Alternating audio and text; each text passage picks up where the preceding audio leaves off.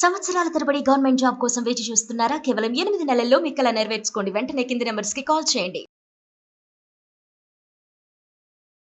నమస్తే రమగారు. నమస్తే జయ. రమగారు, మీరు కొన్ని దెయ్యాల సిరీస్లు చెప్తా ఉన్నారు. స్టోరీస్, ఇండివిజువల్ స్టోరీసే ఏదైనా ఒకటి చెప్పండి. దయ్యం కథలు, దయ్యాలు, భూతాలు, ప్రేతాలు, పిశాచాలు, కామిని, శాకిని, ఢాకిని అలాంటివి బోల్డని కథలు వినేవాళ్ళని జయ చిన్నప్పుడు. కాదండి, తిట్టేటప్పుడు కూడా లంకిని లాగుందండి అట్లా ఉంటారు ఇంట్లో. లంకిని, శంఖిని జాతి స్త్రీ, శంఖిని జాతి స్త్రీ అలాంటివి తిట్టేవాళ్ళు. అయితే ఈ పదాల వాడకమే కాదు, వాటి డిస్క్రిప్షన్ కూడా ఇప్పుడు జనం మర్చిపోయారు. అవంటే ఏమిటో తెలియదు ఎవరికి. అవును, అలాంటివి ఉన్నాయా అంటారు. ఇలాంటి పిచ్చి పిచ్చి కథలు చెప్పకుండా నాకు కూడా ఫేస్బుక్ ముఖతః అక్షింతలు వేస్తున్నారు కొంతమంది, పిచ్చి కథలు చెప్పద్దు అని. మంచి కథలు చెప్పాలి, లేటెస్ట్వే చెప్పాలి. ఇంకా చాలా ఉన్నాయి. వాళ్ళ పేరు ఎత్తకూడదు, వీళ్ళ పేరు ఎత్తకూడదు, వీళ్ళ సంగతి చెప్పకూడదు, వాళ్ళ సంగతి చెప్పకూడదు, ఎప్పుడు నీతిని బోధించేవే చెప్పాలి. చాలా ఉంటాయి. కాదు రమ్మగారు, కథ అంటే కల్పితమే కదా, అవునా కాదండి? అప్పుడే ఎవరో చూశారు, ఎవరో అనుకున్నది ఒక పుస్తక రూపంలో, ఒక స్టోరీ రూపంలో రాసింది మనం చెప్పుకుంటున్నాం. అయినా కూడా అలా ఏమి ఉండకూడదు. అయినా కూడా నాకు బుద్ధి లేదు, సిగ్గు లేదు, జ్ఞానం లేదు, మీకు అది లేదా, మీకు ఇది లేదా, నానా రకాలండి. అబ్బో బోల్డని వస్తాయి. కానీ ఈ దయ్యపు కథలు మాత్రం ఇలాంటి బ్యాడ్ కామెంట్లు 4-5 ఉన్నప్పటికీ మిగిలిన వాళ్ళంతా ఇంట్రెస్టింగ్గా వినేస్తారు. ఎలాగో అర్థం కాదు నాకు. స్టోరీ వినే అలవాటు ఉంటే రమ్మగారు, ఏదో ఒకటి వినాలనే ఆలోచన ఉంటుందండి. దాంట్లో రంధ్రాన్వేషణ చేయాలనిపించదు బహుశా. అదే అంటే సరే, రంధ్రాన్వేషణకి ఏం లేదు, కంప్యూటర్ వెనకాల దాక్కుని ఎన్ని కామెంట్లైనా చేయగలుగుతాం మనం. అంతే కదా, అలాగే జరుగుతుంది. అంతేగా. అయితే ఈ దయ్యాలు వారి విజ్ఞతకే వదిలేయాలనిపిస్తుందండి నా వరకు. అంతే. రైట్, చెప్పండి. ఇవాళ ఒక చాకిని కాదు, కామిని కథ చెప్దాం మనం ఇవాళ. పూర్వం ఎలా ఉండేవి ప్రయాణాలు? ఈ ఊరు నుంచి ఆ ఊరు వెళ్ళాలంటే ఏదో బండి కట్టుకుని వెళ్ళాలి, లేదా నడిచి వెళ్ళాలి. కొంచెం నదీ ప్రాంతాల్లో ఉన్నవాళ్ళు ఇటు నుంచి అటు వెళ్ళాలంటే వాళ్ళ లంకల్లోకి వాట్లలోకి ప్రయాణం చేయాలంటే పడవలు, గోదాట్లో పడవేసుకుని ఈ ఊరు వచ్చాం, ఇక్కడ పెళ్లి చేసుకున్నాం, మళ్ళీ పడవేసుకుని ఆ ఊరు వెళ్ళాలి. అయితే గోదావరి జిల్లాలో కోనసీమ, ఆ సీమ, ఈ సీమ బోల్డ్ అని ఉన్నాయి. ఈ సీమలన్నిటికీ పాతకాలపు ప్రయాణం అంతా పడవే. అవును, ఆ పడవల వాళ్ళు ఉంటే పడవ కట్టడానికి ఎవరైనా, లేకపోతే వీళ్ళే బలశాలలు. అది ఒక ఒడుపు, సైకిల్ తొక్కటం లాగా అనమాట. నాటు పడవ అంటారు. నాటు పడవలు. ఇప్పుడు సైకిల్ తొక్కటం ఉంది, ఒకసారి వచ్చేసింది అనుకో, ఆ తర్వాత ఏ ఊరైనా అక్కడ ఏ పిచ్చి సైకిల్ అయినా తొక్కేస్తారు. ఈ పడవ వాలుకి వేయటం అనేది ఒక ప్రాక్టీస్. అట్లా సైకిల్ లాగానే ఇది కూడా ఈ ప్రాక్టీస్. అది తెలుసుంటే గడేసి మెల్లిగా ఆ డింగీలు చిచ్చిటివి, ఈ తాటాకుతో వెళ్తారు చూడు డింగి, బుజ్జిది, ఆ బుజ్జివైనా కాస్త కర్ర పడవలైనా కొంచెం నాటు పడవైనా ఒక మాదిరి పెద్దవి కూడా 2-3 సాయం పట్టి ఒకళ్ళతో ఒకళ్ళు సింక్రనైజ్డ్గా పనిచేయాలి పడవకి. అలా చేసేవాళ్ళు. అయితే ఈ కోనసీమ చుట్టుపక్కల ప్రాంతాల్లో జనమంతా కూడా పడవ ప్రయాణాలే వాళ్ళ పద్ధతి. అప్పట్లో ఎలా ఉండేది, కరెంటు లేదు, చీకటి పడితే ప్రయాణాలు ఉండేవి కాదు, చీకట్లో పడవల వాళ్ళు కూడా వచ్చేవాళ్ళు కాదు. రాత్రులు ప్రమాదం కదా, అవతల ఇదందదు, గట్టు అందకపోయినా సడన్గా ఏటికి గోదావరికి ఏదైనా ఎక్కువ నీళ్ళు వచ్చేసినా అవి తెలియవు కాబట్టి రాత్రిళ్ళు చేసేవాళ్ళు కాదు. అయితే ఇలాంటి కాలంలో, ఈ కాలం ఎట్లా అంటే రోడ్లు అసలు లేకుండా కేవలం పడవ ప్రయాణాలే ఉన్న రోజుల్లో భీమశంకరం గారిని ఒక ఆయన ఉండేవారు. ఆయనకి రామలింగం అని చక్కటి కుమారుడు ఉన్నాడు. ఆయన బాగా ఆలోచించి కొంచెం దూరపు సీమ నుంచి ఒక పిల్లని, పెళ్లి కూతుర్ని సెలెక్ట్ చేసుకున్నారు, పెళ్లి చేశారు. పిల్లాడికి ఒక 20 ఏళ్ళు ఉంటాయి, 20 సంవత్సరాలు పిల్లాడు, పిల్లకి 8 ఏళ్ళు. అప్పుడు పెళ్ళిళ్ళు అట్లా చేసుకునేవాళ్ళు కదా. చక్కగా పెళ్ళి అయింది. ఆ పెళ్లి వాళ్ళంతా తెముల్చుకుని వీళ్ళు పడవల దగ్గరకు వచ్చేసరికి చీకటి పడిపోయింది. చీకటి.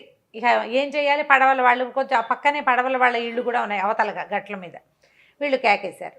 కేకేస్తే వాళ్ళు, మేము రామండి, పడవలు ఉన్నాయి, కావాలంటే మీరు వేసుకెళ్ళిపోండి.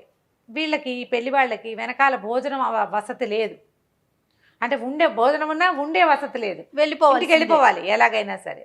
అయితే వాళ్ళు ఏమన్నారు, పడవలు కావాలంటే మీరు వేసుకెళ్ళండి, అవతల ఒడ్డును వదిలిపెట్టండి అన్నారు. ఈ ప్రయాణం కూడా అంత చాలా పెద్దది ఏం కాదు, ఒక అరగంట 30 గంట పడుతుంది అంతే. సరే వీళ్ళు ఏమనుకున్నారు, అలాగే లేరా మనమే వెళ్ళిపోదాం, ఇంతమంది ఉన్నాం, పడవకి ఏముంది, కర్రేసుకు వెళ్ళిపోవటమే కదా, ఓ తెడ్డేసుకుని అని చెప్పి పడవలు లాక్కున్నారు. చీకట్లోనే ఉన్నాయి పడవలన్నీ. ఓ పడవని లాగారు. పెళ్లి కొడుకు పెళ్లి కూతురు ఉన్న పల్లకిలో పిల్లని తెచ్చారు.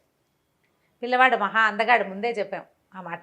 చక్కగా ఉన్నాడు, చక్కటి కంటిమడి చొక్కా, జుట్టు అది పొద్దునే తలంటి పోస్తారు. పెళ్లి కుమారుడు ఎట్లా ఉంటాడు, చక్కగా బొట్టు, మధుపర్కాలు, బుగ్గలు కళకళలాడుతూ పండులా ఉన్నాడు. పిల్ల చక్కగా 8 ఏళ్ల చిన్న పిల్ల. పిల్లాడు ఉన్న పల్లకిని ఒక పడవ మీద పెట్టారు, పల్లకీతో సహా. 4-5 మంత్రవేత్తలు ఈ పొద్దునే పెళ్లి చేయడానికి వచ్చారు కదా బ్రాహ్మలు, వీళ్ళంతా ఆ పడవలో ఎక్కారు. ఇంకో మిగిలిన పడవలు లాగారు. అన్ని పడవలు కొద్దిగా ముందుకు వచ్చినాయి. వచ్చేసరికి ఎక్కడి నుంచో చక్కటి పాట వినపడుతుంది. ఆడవాళ్ళు ఎవరో పాడిన పాట. ఎంత బాగుందంటే పాటలోకి ప్రవేశించేసేట జనం అంతా. పాట అంత బాగుంది. సడన్గా పాట ఆగిపోయింది. మంది పెళ్లి కూతురు, పెళ్లి కొడుకు కనపడలేదు. పాట ఆగిపోయి వీళ్ళందరికీ స్పృహ వచ్చేసరికి పాట లేదు, పిల్లాడు లేడు. పెళ్లి కుమారుడు లేడు, నీళ్ళల్లో పడలేదు, నా ఎదురుగుండానే ఉన్నాడు, ఇద్దరం పాట వింటున్నావు, ఎలా మాయమైపోయాడో తెలియదు అంటుంది పిల్ల. మంత్రవేత్తలంతా పల్లకి బయట కూర్చునున్న వాళ్ళంతా అసలు వాడు పల్లకిలోంచి బయటికే రాలా, నీళ్ళల్లో పడలా. వీళ్ళేమనుకున్నారు పెద్దవాళ్ళంతా, ఈ సంగీతపు దీంట్లో పడి చూసుకోలేదు, ఏ ఒత్తుగిలాడో గోదాట్లో పడిపోయాడు అనుకున్నారు. ఇక తెల్లవారింది, లబో దిబో పెళ్లి వాళ్ళంతా ఏడ్చి మొత్తుకున్నారు. గోదారంతా వెతికి వేదులు పెట్టారు, లేడు. లేడు. పెళ్లి నాటి రాత్రే పిల్లవాడు మాయమైపోయాడు. ఏం చేస్తారు? ఆ రోజు చనిపోయాడని భావించి 9వ రోజు నుంచి కర్మలు చేశారు. ఏటా తద్దినాలు పెట్టారు. అలా ఎన్ని సంవత్సరాలు? కోడల్ని తమతోటే తెచ్చుకున్నారు. పిల్ల జుట్టు తీల. ఆ కాలంలో ఏమిటి, తల వెంట్రుకలు తీసేసేవాళ్ళు కదా, ఏమంటారు, జుట్టు తీయటం, విధవకి జుట్టు తీసేసేవాళ్ళు. 11 సంవత్సరాలు అయింది. అబ్బా. అయితే 7-8వ ఏట, 8 ఏళ్ళు 7 ఏళ్ళు అయిన తర్వాత, 7-8 సంవత్సరాల తర్వాత చుట్టాలు ఎవరో, మేము దీనికి వెళ్ళినప్పుడు, శ్రీరంగం వెళ్ళినప్పుడు తీర్థంలో అక్కడ కావేరిలో స్నానం చేసి కనపడ్డాడు, రామలింగం మేము చూసామని ఒకళ్ళు. ఇట్లా 5-6 చోట్ల తీర్థాల్లో రామలింగం కనపడ్డాడు, చేయెత్తు మనిషి అయ్యాడు.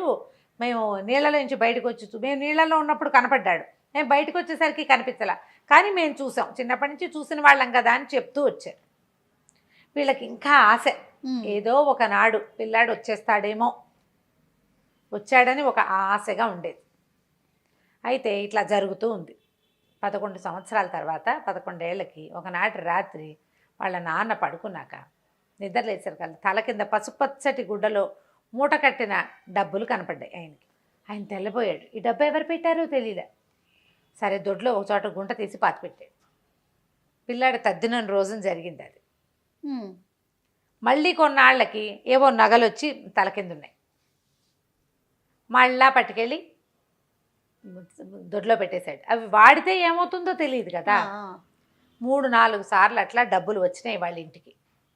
ఎక్కడా పెట్ల, ప్రతిసారి తండ్రి తల కింద దిండు కిందే ఉండేవి అవి. అయితే ఒకనాడు తల్లి తండ్రి ఉన్నారు, ఇంకా ఎవరో ఒకళ్ళిద్దరు చుట్టాలు ఉన్నారు. తలుపు మోగింది. తలుపు కొట్టేశారు కల్లా ఎందుకో తల్లికి రామలింగం వచ్చాడు అనిపించింది. తీరా చూస్తే నిజంగానే రామలింగం వచ్చాడు, కొడుకే లోపలికి వచ్చాడు. తల్లి ఏడ్చిందో విపరీతంగా ఏడ్చింది. అక్కడి నుంచి తండ్రి ఆశ్చర్యపోయాడు, ఏమిట్రా నాయన ఎక్కడున్నావంటే, ఏమీ చెప్పడు, అతనికి అప్పు సప్పు తెలీదు, నేను మీతోనే ఉన్నానుగా అంటాడు. ఇంతలో ఏమైంది, సరే అన్నం తినని తల్లి ఏం చేసింది, అన్నం పెట్టడానికి తీసుకెళ్ళింది. అన్నం తిన్నారు అంతా. వచ్చి కూర్చుని మాట్లాడదాం అనుకునేసరికి పక్కన గది తలుపు ఢామని మూసుకుపోయిన ఉన్నట్టుండి ఆ గదిలో నుంచి ఒక శబ్దం వినపడింది. మీ అబ్బాయి నాతోటే ఉన్నాడు, నేనే తీసుకెళ్ళాను. ఇన్ని సంవత్సరాలుగా నాతోటే ఉన్నాడు, అతను ఎక్కడున్నాడో అతను ఎరగడు, ఎన్ని చోట్లకో తిప్పాను, నా మనసు తీరేదాకా నాతోనే ఉంచుకుంటా. 12 ఏళ్ళు నా శాపం, 12 ఏళ్ల పాటు నాతోటే ఉంటాడు. ఇంకొక సంవత్సరం ఉంది, అప్పటిదాకా మీ కోడల్ని కాపురానికి తీసుకురావద్దు. మీకు ఇంతకాలంగా వస్తున్నటువంటి డబ్బు నగలు నేను ఇచ్చినవే, ఇంకా ఇస్తా. ఈ ఏడాది పాటు మీరు ఇంకా అతన్ని ఏమీ కదపద్దు, అడగద్దు, మీ కోడల్ని తేబోకండి. 12 ఏళ్ల తర్వాత అతనే వచ్చేస్తాడు అని చెప్పి, మీరేమీ కంగారు పడద్దు, కళవళ్ళపడద్దు, బాధపడద్దు అని చెప్పి తలుపులు తెరుచుకునే రామలింగం ఠకీమని మాయమైపోయాడు. అక్కడ లేడు. తర్వాత ఎంత డబ్బో వచ్చింది వీళ్ళింటికి, ఎంతకాలమో. ఇప్పుడు ఒక్కొక్కళ్ళకి ఒక్కొక్క జీవిత చరిత్ర ఉంటుంది. జీవితం మీద భ్రమ తీరని వాళ్ళు కొంతమంది ఉంటారు. వివాహం మీద భ్రమ తీరని వాళ్ళు, సంతానం మీద భ్రమ తీరని వాళ్ళు, తాము ఎవరింట్లో పుట్టామో ఆ ఇంటి మీద భ్రమ తీరని వాళ్ళు, కోరిక తీర్చుకోలేకపోయిన వాళ్ళు, వదల్లేని వాళ్ళు, వాళ్ళు ఇట్లా గ్రహాల రూపంలో తిరుగుతూ ఉంటారని చెప్తారు.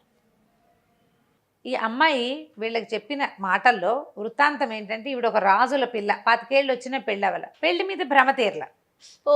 భ్రమ తీరలేదు. ఆ చనిపోయేసరికల్లా కోడేరులో కాల్చేశారు, శవదహనం చేశారు. వీళ్ళు ఎక్కడైతే పడవలు ఎక్కారో దాని పక్కనే శ్మశానం ఉంది. కోడేట్లో అని రాస్తారు. ఆ కోడేరు పక్కన శ్మశానం ఉంది. ఆ శ్మశానంలో తిరుగుతున్నటువంటి ఈవిడికి ఈ పెళ్లి కొడుకు స్వరూపంలో ఉన్నాడు, చూసావా? పెళ్లి కొడుకు అందంగా ఉన్నాడు, అతను నచ్చాడు. అందుకు తీసుకుపోయింది. ఆ తర్వాత సంవత్సరం అంతా డబ్బులు వస్తూనే ఉన్నాయి వాళ్ళకి. ఆయన ఎంత ఆస్తిపరుడయ్యాడో. తర్వాత దాచిపెట్టలే ఆయన. సంవత్సరము తిరిగాక ఒకనాడు వచ్చేసాడు రామలింగం. 12 ఏళ్ళు అయిపోయినాయి వచ్చేసాడు. కానీ ఎవరైతే తనని తీసుకెళ్లారో వాళ్ళతో ఉన్న వృత్తాంతం ఏది అతనికి జ్ఞాపకం లేదు. ఇంత డబ్బు వచ్చేటువంటి వృత్తాంతం ఏం జరిగిందో, తను ఎవరితోటి ప్రపంచం అంతా తిరిగాడో అసలు గుర్తే లేదు. అతన్ని ఎన్ని చోట్లకి తిప్పిందో అమ్మాయి. ఆమెకున్న శక్తి అది. ఆమె భ్రమ తీరిపోయాక, ఆ వివాహము భ్రమ ఒకళ్ళతోటి కలిసి ఉండటం అది తీరిపోయాక వదిలిపెట్టేసింది. అన్ని గ్రహాలు ఇలా వదలవు అని చెప్తారు. కొంతమంది ఇలా వదిలిపెడతారు, మంచిదయ్యం. ఒక్కొక్కళ్ళు వదలరు. వదలకుండా వీళ్ళని తమతోటి తీసుకెళ్ళిపోవాలని భావించే వాళ్ళు ఉంటారు. శరీరాన్ని వదిలింపించేసి ఆత్మను తీసుకుపోవాలని, అదొక భ్రమతోటి అనమాట. ఈ భ్రమ, ఇది కామిని ఈ కథ పేరు.